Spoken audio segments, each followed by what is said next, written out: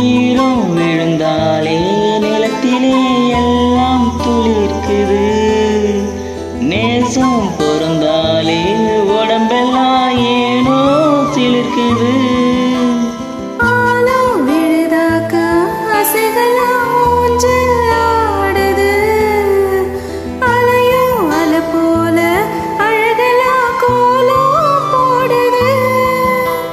குயிலே குயிலினமே அதை எசையா கூறம்மா.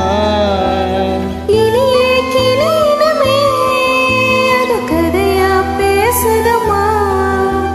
கதையா விடு கதையா